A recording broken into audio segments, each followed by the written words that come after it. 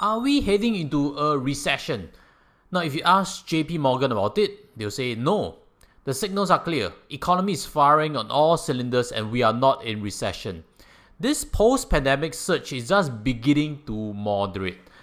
Now, I get that point of view also because if you look for data for Singapore retail spending, you realize that everything is positive, correct? This is, of course, SingStats March 2022. And especially watches, you see over there, massive gains. I've covered before in a previous tutorial on the hourglass. They've released information about it, fantastic results. But I'll be sharing on the members channel some special updates, so if you're keen, do subscribe for the members channel. Also, in terms of petrol service stations, this has been a big jump. Right now, where I pump petrol, it's $140 really, where usually it was like $100, $110. So I'm also feeling that pinch. Now, while I do understand that point of view, I also need to highlight recession is 2 consecutive quarters of GDP decline. That's why even if data is now good and start to deteriorate, we won't see recession being confirmed, at least until first half of 2023. That's probably why Prime Minister Loong has mentioned that a global recession could happen if Ukraine war prolongs and COVID shutdowns in China continue. Now, he's of course mentioning a timeline that's within 2 years, so very loose timeline, but in my opinion, it could happen as early as first half of 2023 already. Simply because there's further information mentioned over here that whenever world energy bill increases by 7 to 8% of GDP a year, a recession tends to follow in the next 1 to 2 years. So this is proven data. So today, you're going to hear my findings on what to invest and what to expect if we do have a recession coming up next year. Because if you get yourself ready for it and you take the right steps, if a recession really hits, that's where actually you can double your net worth very quickly.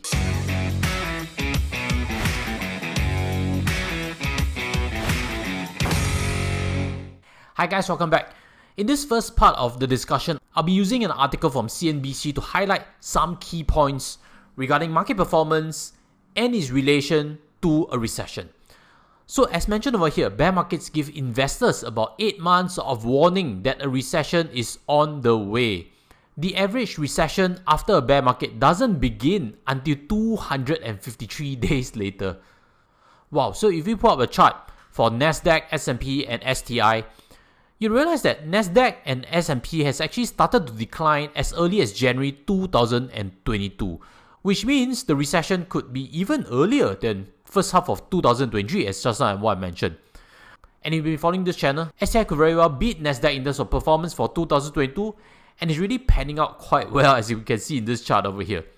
So never discount our homegrown STI.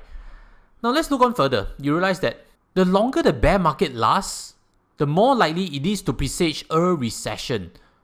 There's further information. Lower stock prices can lead CEOs to pull back on investments and hiring. They can also lead to less consumer spending as stock market kicks off less of what economists call as the wealth effect. Now let me elaborate a bit on this. You know, many of my private clients, they work with American firms that pay stock options. And when prices of the stock goes up, the compensation looks bigger. And if it's converse, naturally it's also the same. So the wealth effect is definitely true. Which means stock price go up, you feel wealthier. Stock price goes down, your annual salary package looks lesser. So we've heard before that if employment is strong, how can there be recession? Maybe now it's time to debunk that logic. This is unemployment rate data. And what we can see is the shaded grey zone are periods of recession. And let's use January 1974. You realize that the best numbers for unemployment rate was actually just before the recession, correct? So unemployment numbers are really a lagging indicator. They cannot tell you that a recession is coming. They are more of a consequence of recession. I guess that wealth effect also trickles down to even retail traders. When everybody's making money from stock market, we feel a bit more wealthy. Just like how for many years, Chinese tourists were very spendthrift because they were seeing gains on their properties back home in China. So this wealth effect thing has some logic. Let's read on further. It is worth noting, every bear market that preceded a recession was still around when the economic downturn began. Which means that if a recession is going to be in first half of 2023, the markets could continuously look weak for this year ahead. Again, that's a hypothesis, but that's what the statement is saying exactly. I have further information to back that up.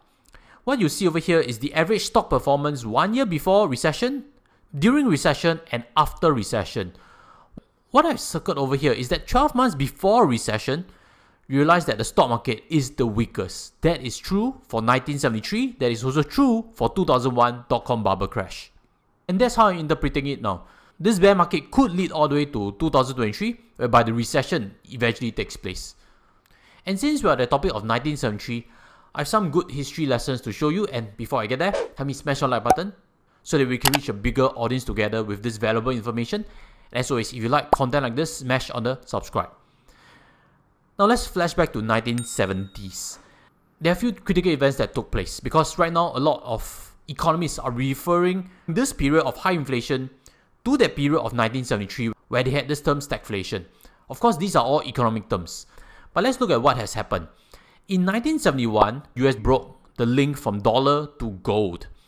And that eventually turned US dollar into a fiat currency. That is to try to fix the recession in 1970 itself. What I discovered is that there was actually an oil crisis that happened in October 1973. That's when actually OPEC did an embargo on US, and that really spiked up oil prices and further exacerbated the economic situation. That's why this stagflation term happened. High inflation and yet stagnant economy. And when inflation spiked up, that caused a second recession. And the consequence of things? I've actually a chart to show you. If you see this over here, you realize that 1973, markets tumbled by 48%, correct? But that's actually not the real pain. The real pain is not the blue bar, but rather the yellow bar. 69 long months to take for recovery back to its previous peak. Now imagine you bought an investment at the peak of the market. What you needed to wait is more than 5 years to recover back your monies. What I came to learn from the March 2020 crash is that most investors are actually okay with a sharp drop of a couple of months. The main pain is when you have to wait for years for recovery. So therefore, investing in 1973 was no walk in the park. It was really hard because performance was not good. I went to dig further in terms of the investment climate in 1970s. You realize that this chart actually shows EBITA declines during recession periods. EBITA is actually earnings before interest, taxes, and amortization. What we can see, consumer discretionary companies' earnings saw big volatility. The peak to trough was a minus 71%. Consumer staples and energy also saw some volatility, and financial earnings seem to be quite stable. So did that actually translate to good share performance? Sad to say, bank share price performance trended that closer to the index. There was no escape, even though banks were having fairly stable earnings reports. This chart further shows that big cap banks were a bit more stable than small cap banks, so that could be also a learning point to take away from today's discussion. What I'd like to share with you is, this whole market downturn, there's an important concept that you need to understand, which is earnings compression. Earnings compression means that right now DBS is trading at 12 times price earnings. If general market requires 8 times price earnings, then it's very possible that DBS falls all the way down to $20 per share. So price earnings compression happens in bear markets whereby everybody's expectations start to drop and market values company at a way lower price earnings multiple. Now, since I'm keen on commodities as you have followed this channel, what did big oil actually do in 1970s? I've actually found valuable data. So this chart over here shows the Fortune 500 companies' revenues and profits.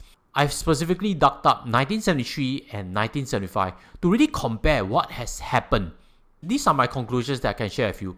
It is quite obvious that by the time 1975 came about, due to high oil prices, Fortune 500 had a lot more big oil names in its top 10. That's the first conclusion. Consumer discretionary such as Ford Motor, which makes cars, actually saw a big drop in terms of their margins. You see over here that even though Ford drove more sales, their margins actually dropped badly. So the million-dollar question is, did it affect share prices? I have information for you. The chart on the left is ExxonMobil. The chart on the right is Ford Motor.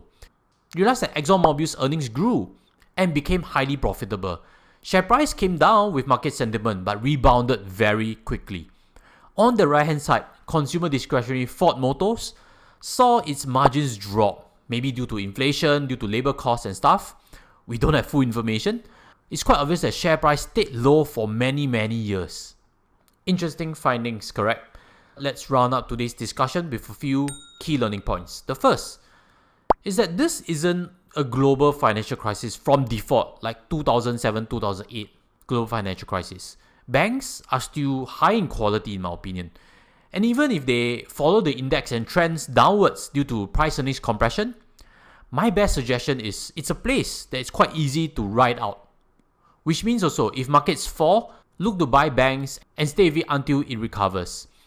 The second is that companies with debt or poor earnings like Ford Motors, or even worse, no earnings like many tech players right now, be very careful about them. In this market climate, we're not talking fully on growth only. It's very different from the grow at all costs phase. Right now, markets, in my opinion, require earnings. The third is that commodities did well in 1970s. That gives me a lot of comfort because I'm allocating a lot there, and I've suggested it to this community also. But when a recession hits, there could be demand destruction, which could also mean that their earnings could tumble. But as well, we've seen from the share price performance of ExxonMobil in 1970s, they actually recovered very quickly, so it's possibly a good place to ride out. My previous thesis was to allocate towards commodities simply for this period of war. But if this lesson from 1970s hold true, commodities could be a place that can outperform very quickly even in a recession period. The fourth is that bear-induced recessions take very long to resolve. Moderate your expectation. This few years ahead could be a period of low equity performance. We never know for sure. So the days of double-digit easy equity returns may have passed us. S&P 500's long-term earnings is only 6 to 8%. And if a few years have been doing double digits, naturally there'll be a few years of single digits. So hopefully you've taken something valuable from this discussion. And let me invite you to a previous tutorial I've done before that mentions about expecting 20% investment returns. What kind of problems it would bring to our approach. If you're curious about it, check out this previous tutorial and I'll sign off from here. Invest safe as always, take care and goodbye.